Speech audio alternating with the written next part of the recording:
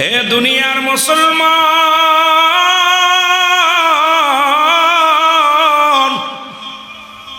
এখন যারা নবীকে মানে না, নবীও মানুষ, আমরাও মানুষ। নবীরা হলো গুনাহ থেকে মুক্ত, আমরা গুনায় যুক্ত। যেটা বলেন ঠিক কিনা? নবীরা হলো গুনাহ থেকে মুক্ত, আমরা গুনায় যুক্ত। নবীরা হলো মাসুমের মাসুম, আমরা হইলাম গুনাহ মার্কা মানুষ। নবীর সনে কোনো মেশাল চলে না রে বাজান। নবী লাগবে কবরে, নবী লাগবে মিজানে, নবী লাগবে ফুলসিরাতে, নবী লাগবে ইয়াউমাল কিয়ামতের ময়দানে। নবী বিনে কোনো বান্ধব নাই। এই নবী বলতেছেন হায়াতি খায়রুল লাকুম, আমার হায়াতের জিন্দেগিটা, জোরে জোরে বলেন মারহাবা, আমার হায়াতের জিন্দেগিটা উম্মতের জন্য কল্যাণ স্বরূপ। আমি দুনিয়ার মধ্যে আগমন করেছি, আমি নবী, আমার আল্লাহ দুনিয়ার মধ্যে পাঠাইলো আমার উম্মতের জন্য কল্যাণ স্বরূপ। জোরে বলেন মারহাবা। শরীয়ত, তরিকত, হাকিকত, মারেফাত সব জায়গায় নবী। এই জন্য বলতেছিলাম উম্মতিরা রে, আমি নবী তোমাদের সঙ্গে কথাবার্তা বলেছি, তোমাদের সঙ্গে চলাফেরা করেছি, তোমাদের সঙ্গে তোমরা যেমনি সংসার করেছো আমিও তেমনি করেছি। আবার নবী বলেন ওফাতি খায়রুল লাকুম, আমার ওফাতটা হলো অমুসলমান, এটা আমার উম্মতের জন্য কল্যাণকারক। আমার দেশের কিছু মানুষ কয় নবী মরে গেছে, আমার নবী কয় না না, আমি আমার ইন্তেকালটা আমার উম্মতের জন্য কল্যাণকারক। জোরে বলেন মারহাবা, আরো জোরে বলেন। এ মুসলমান নবীর মনোযোগ। নবী বলেন উম্মতিরা রে, পৃথিবীর মধ্যে কোন উম্মত যদি ভালো কর্ম করে সঙ্গে সঙ্গে আমি নবী আল্লাহর দরবারে প্রশংসা করি আমার উম্মতের হইয়া। জোরে বলেন মারহাবা। আবার যদি কোন উম্মত গুনাহের কাজ করে সঙ্গে সঙ্গে আমি নবী আল্লাহর দরবারে ইস্তেগফার করি আমার উম্মতের জন্য। আল্লাহ অমুক গ্রামে অমুক উম্মত গুনাহ করেছে, তুমি মাফ করে দাও। সেই নবীর পক্ষে থাকার দরকার আছে কি না? আর একটু জোরে বলেন আছে কি না? আমার ভাইয়েরা, আমার বন্ধুরা, আমার সমস্ত নবীদের নবী, কুল কায়নাতের নবী, রাহমাতাল লিল আলামিনের পক্ষে থাকার দরকার আছে কি না? আর একটু জোরে বলেন আছে কি না? আমার ভাইয়েরা, এই জন্য বলতেছিলাম নবীও মানুষ, আমরাও মানুষ। যারা বলে তাদেরকে বোঝানোর জন্য বলে যায় রাহমাতুল লিল আলামিন যুদ্ধের ময়দানে গেলেন, যুদ্ধের ময়দানে গেলেন, একখানা পাথর এসে রাসূলুল্লাহর মাথার মধ্যে প্রবেশ করলেন। একখানা পাথর এসে হেলমেটের মধ্যে লাগলেন, হেলমেটটা ভাঙ্গিয়া একখানা রড রাসূলুল্লাহর মাথার মধ্যে প্রবেশ করলেন। নবীজি দুনিয়ার মধ্যে বেহুশ হয়ে পড়ে গেলেন। সাহাবীরা কান্নাকাটি জুড়ে দিলেন। নবীকে যারা ভালোবাসতেন সাহাবীরা সব পাগল হয়ে গেলেন। রাসূলুল্লাহর গা থেকে রক্ত ঝরে, রাসূল আমার বেহুশ হয়ে পড়ে আছে। সাহাবীরা সবাই কান্নাকাটি করা শুরু করলো। দূর থেকে নবীর এক সাহাবী, নাম হলো মালিক ইবনে সিনান, একটা দড়িয়ে আসলেন, এসে বলে নবীর সাহাবীরা রে একটু সরে দাঁড়া, একটু দেখতে দে, আমার রাসূলুল্লাহকে এক নজর দেখতে দে। আমার নবীজির সামনে যখন দাঁড়াইলেন মালিক ইবনে সিনান আমার রাসূলুল্লাহর ওই রড মুবারক দাঁত দিয়ে টান দিয়ে বাইর করলেন। যখন দাঁত দিয়ে টান দিয়ে বাইর করলেন, আমার দাদু ভাইয়েরা শুনে নাও, রক্ত তীরের মতো ছুটতে লাগলেন। মালিক ইবনে সিনান রাসূলুল্লাহর রক্ত মুবারক ছিটে ছিটে খেয়ে ফেললেন। জোরে জোরে চিল্লায় বলেন মারহাবা। মানুষ মানুষের রক্ত খাইতে পারে না, কিন্তু রাসূলের রক্ত মুবারক পাক না না পাক? জোরে বলেন পাক কি না পাক? যারা সুন্নি তারা কইবে পাক, আর বেঈমানেরা তো নবী মানতে রাজি নাই। তো নবী আমগার মতো মানুষ, কি কথা? আমার ভাইরা, আমার বন্ধুরা, আমার সাহাবীরা বলে মালিক ইবনে সিনান তোমার ঈমান চলে গেছে, কারণ মানুষ মানুষের রক্ত পান করতে পারে না। তুমি মানুষ হইয়া কেমনে মানুষ হইয়া মানুষের রক্ত পান করলা?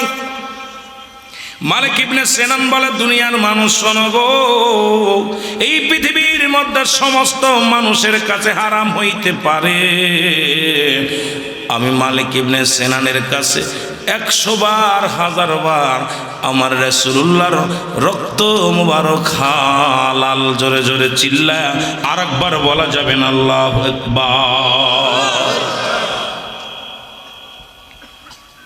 বুঝবি কোন দিন? ওই দিন কুল্লু মান আলাইহা ফান, যেদিন শেষ হয়ে যাবে সব, কেউ যেদিন আর আসবে না তোর কাজে, সেদিন রাসূল বিনা দরদি কেউ থাকবে না। জোরে বলেন ঠিক কি না? যেদিন দুনিয়া শেষ হয়ে যাবে, আসমান জমিন শেষ হয়ে যাবে, কুল কায়নাত শেষ হয়ে যাবে, সেদিন থাকবে শুধু আমার আল্লাহ। আল্লাহ থাকবে রাসূলের প্রেম নিয়ে। আর সেদিন পিতা মাতা আত্মীয় স্বজন পরিবার পরিজন যেদিন কেউ তোর কাজে লাগবে না, সেদিন এক দরদি বান্ধব হবে রাহমাতাল লিল। সেই দিন বুঝবি, এখন বুঝবি না। বুঝার সময় আছে আমার ভাইরা, আমার বন্ধুরা আমার। এই জন্য মুনাফিক যারা, মুনাফিকরা এখনো মানতে পারেন আল্লাহ।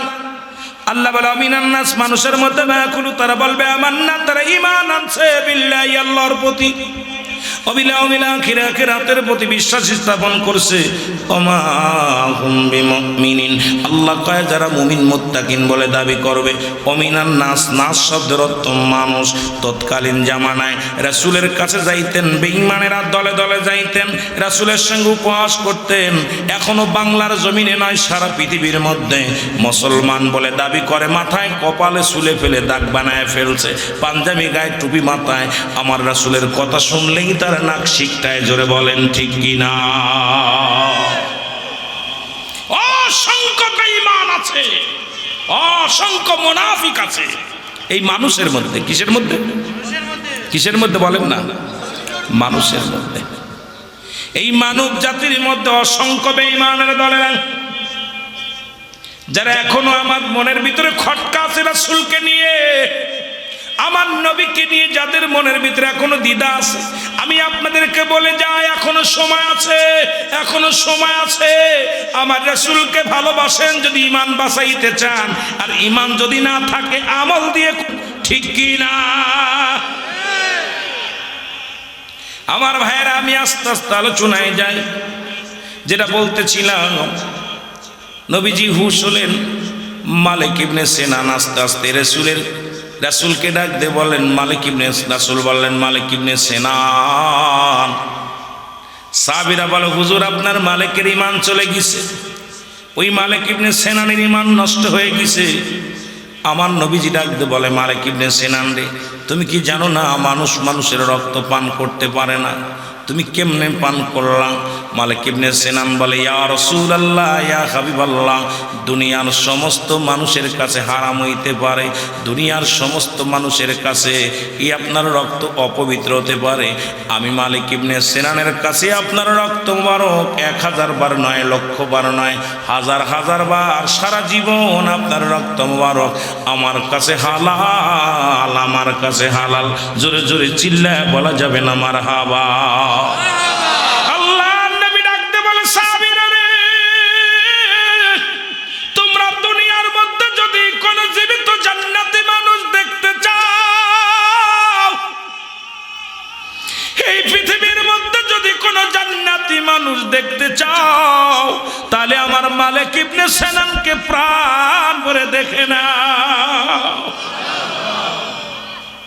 মারহাবা বলেন। নবীকে কত ভালোবাসত এই মালিক ইবনে সিনান। ইমাম মালিক রাসূলকে কত ভালোবাসে দেখেন না। কথা বলতে, রাসূলের কথা বলতে গেলে ভালোবাসার কথা এসেছে। উনি একবার মদিনায় যাবে হজ করতে। কোথায় যাবে? হজ করতে। ইমাম মালিক চিঠি লিখলেন ইমাম সাহেবকে যে হুজুর, উনার উস্তাদ ইমাম মালিকের ছাত্র হলো মসজিদের ইমাম, আপনার কাবা শরীফের ইমাম।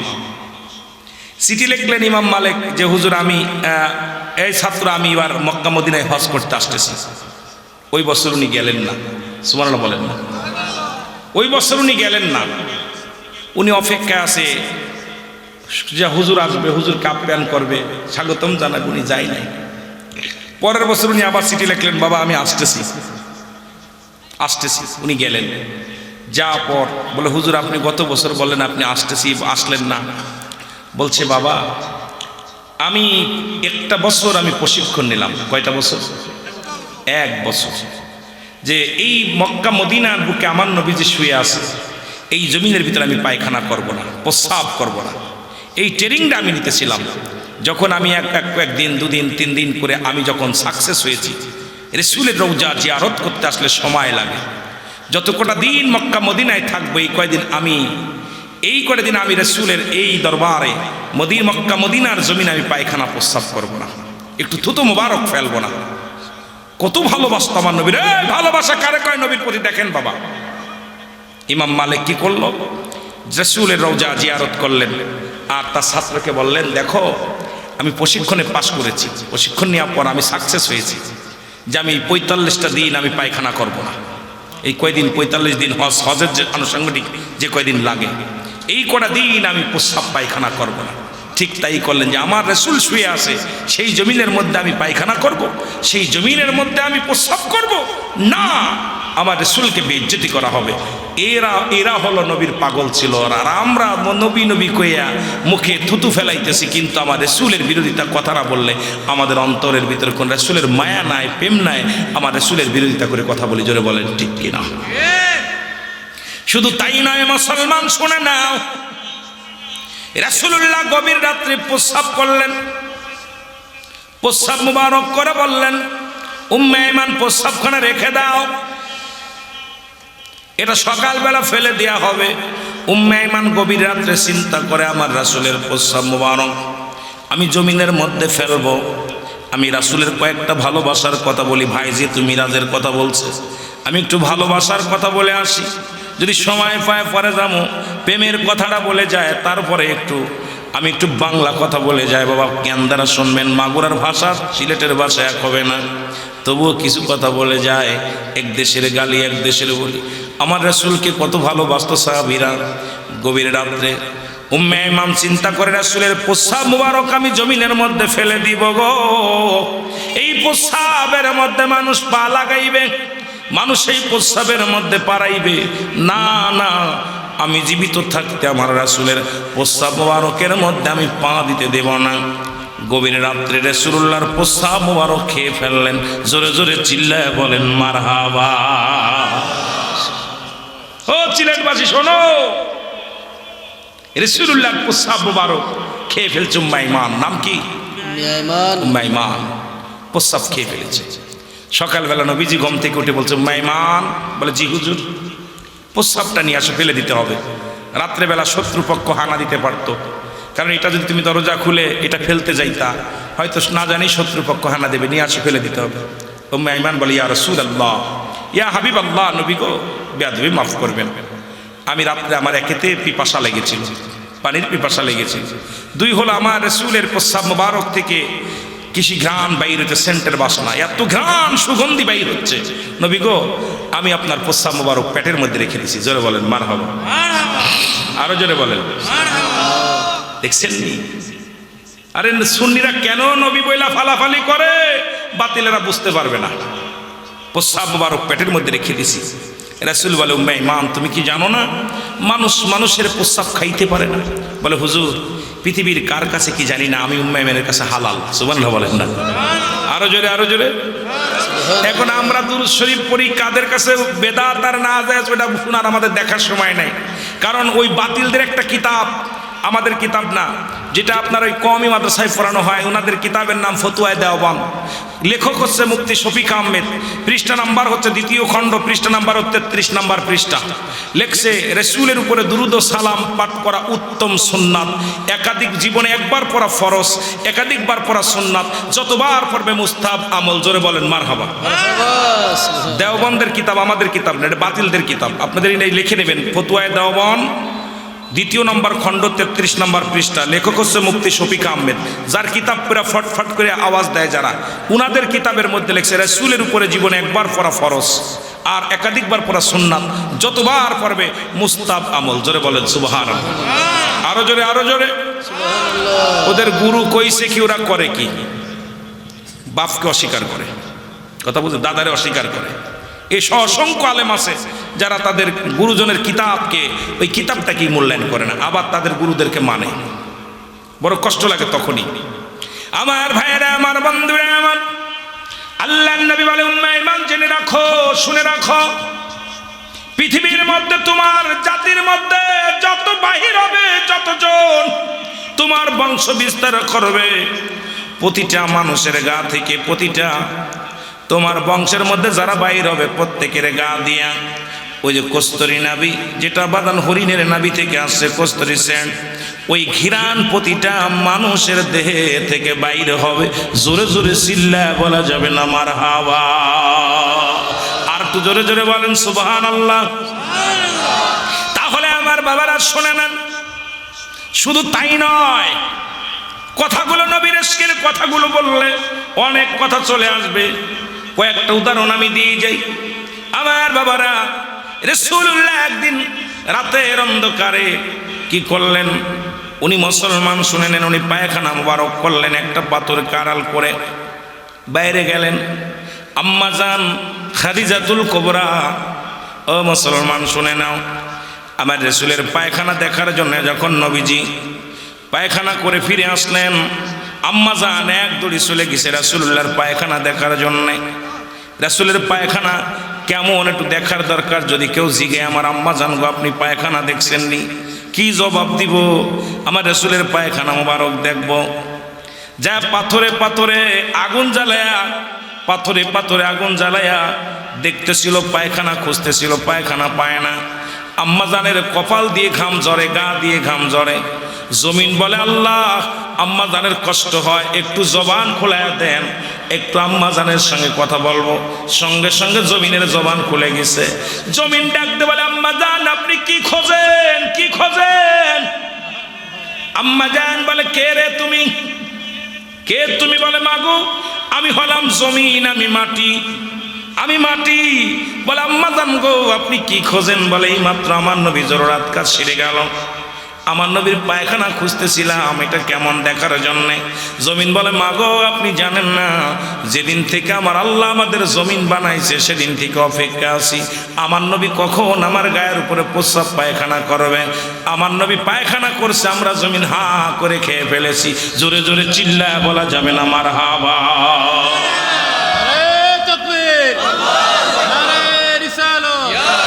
আহলে সুন্নাত ওয়াল জামাত জিন্দাবাদ।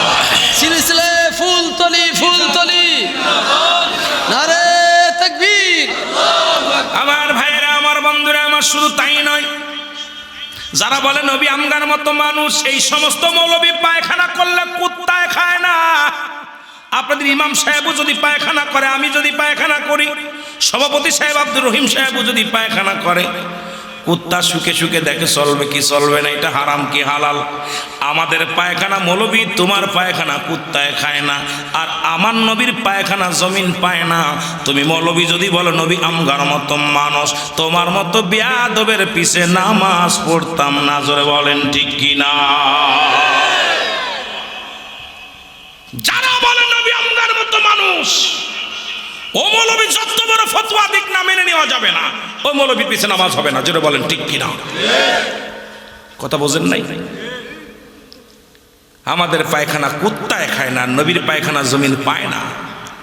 সেই নবীর আমার সঙ্গে তুলনা করি যে নবী আমগার মতো মানুষ।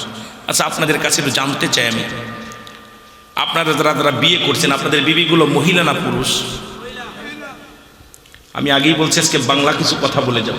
ওয়াস ধারাবাহিকতা বেশি নয়, অল্প একটু আলোচনা করবো, বেশি না।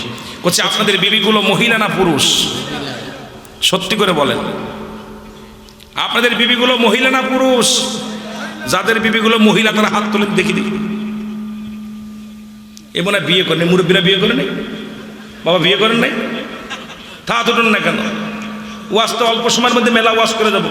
3 ঘন্টার ওয়াজ করবো 1 ঘন্টায়, তাড়াতাড়ি। আমি কথা বোঝেন নাই, কোনো আলোচনায় দিক দিক না, একদম ডাইরেক্ট নবীর ইশকের আলোচনার মধ্যে ঢুকছি। বলছি ভাই মিরাজের ওয়াজ করছে, আর আমি মিরাজ থেকে নবীর ভালোবাসার একটু ভয়, ভালোবাসা না থাকলে মিরাজ বিশ্বাস করা সম্ভবই না। কথা বোঝেননি? সম্ভবই না। আমার ভাইরা, আপনাদের বিবিগুলো মহিলা? আমাদের মাননীয় প্রধানমন্ত্রী, উনি কি মহিলা না পুরুষ? জোরে বলেন। আচ্ছা, আপনার বিবি যদি বলে হাসিনাও মহিলা, আমিও মহিলা, আপনার বিবিরে কি পাগল কইবেন না জ্ঞানী কইবেন?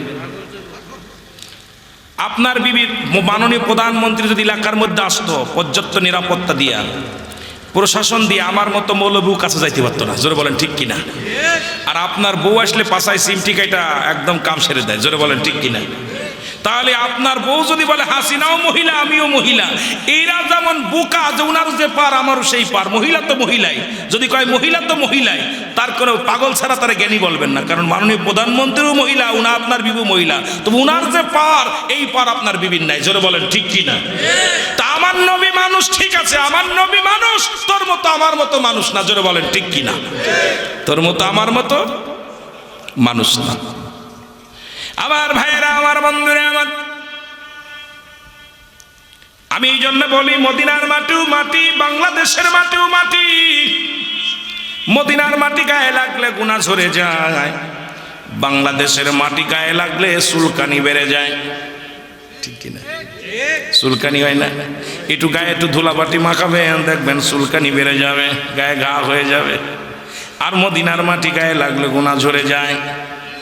বাজান শুধু তাই নয়, মদিনা শরীফে, মক্কা শরীফে, কাবা শরীফে একখানা পাথর আছে, যে পাথরের মধ্যে চুমা দিলে গোনাগুলো ঝরে যায়। হাজিরা 7 লক্ষ, 8 লক্ষ, 7 লক্ষ, 5 লক্ষ টাকা খরচ করে যায় ওই পাথরখানা চুমা দেওয়ার জন্যে। ওই পাথরের মধ্যে চুমা দিলে গোনা মাফ হয়ে যায়। আপনাদের সিলেট, আপনার এই সিলেট স্টেশনে যে কমলাপুরের স্টেশনে, সিলেট স্টেশনে সুন্দর সুন্দর পাথর আছে। এই পাথরের মধ্যে চুমা কইলে, চুমা দিলে সেনার গন্ধ কয়, পাথরের মধ্যে চুমা দিলে প্রস্রাবের গন্ধ কয়, কিন্তু মদিনার পাথরে চুমা দিলে গোনা মাফ হয়ে যায়, জোরে বলেন ঠিক কিনা? পাথরে পাথরে বেশকম আছে কিনা? কথা কয় না? শাহজালাল পীর সাহেব আর করম আলী সাহেব পীর সাহেব বেশকম আছে কিনা? কথা বলেন, বেশকম আছে কিনা? অলি তলি বেশকম, প্রিন্সিপালে বেশকম, শিক্ষাকে বেশকম, নবীতে বেশকম, আলেমে বেশকম। ও মুসলমান শুনে না, ইমাম বেশকম আছে। এই জন্য নবীর সঙ্গে কোনো মেশাল চলে না। নবীর সঙ্গে যারা মেশাল দেয় এদের মতো বোকা দুনিয়ার মধ্যে কেউ নাই। ও মুসলমান শুনে নাও, ও মুসলমান শুনে নাও। এই জন্য আমি বলতেছিলাম, আমার নবী বলতেছেন, হায়াতি খায়রুল লাকুম ওয়া মামায়াতি খায়রুল লাকুম। মারহাবা বলো না। নবীর দাম, নবীর ইজ্জত, নবীর শান শওকত দিছে কে? দুনিয়া আখিরাত সব জায়গায়, জেনে বলেন ঠিক কিনা? আমার মুসলমান বাবারা দিলের কান্ডা লাগা শোনো,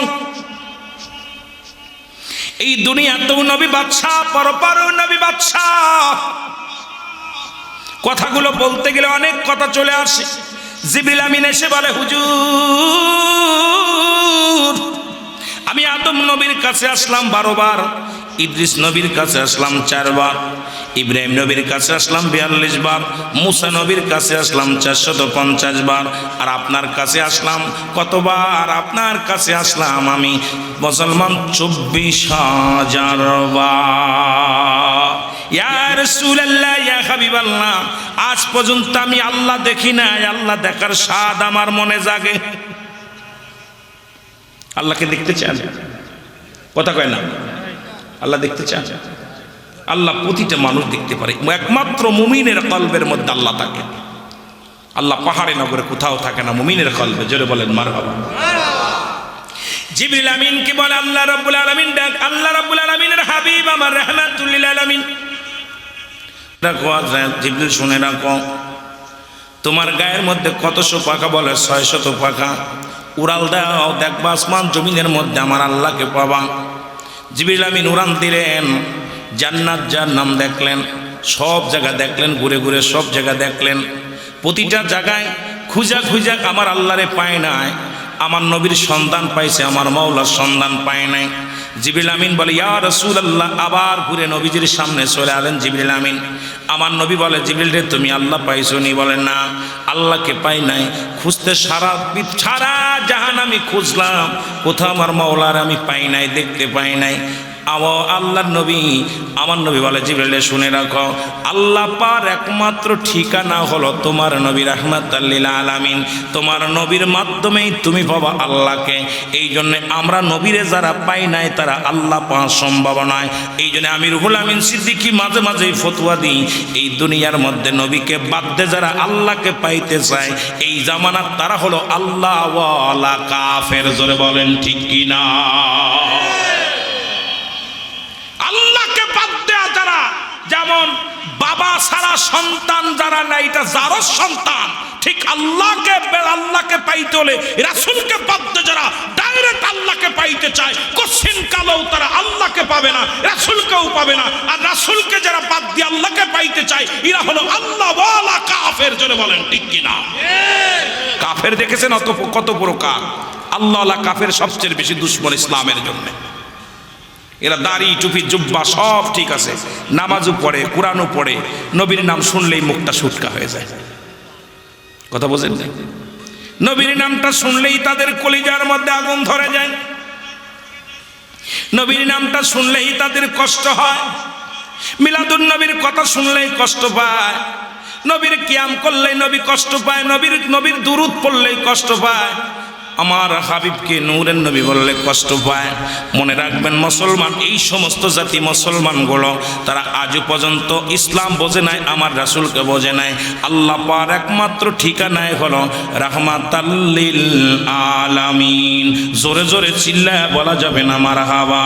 এর রাহমাতাল লিল আলামিন আপনি উম্মতের জাবিন, গুনাহগারের অতি আপনজন, আল্লাহর নবী মায়ার নবী গো, আপনি নবী আমার জীবনের জীবন। বলেন আপনি নবী আমার,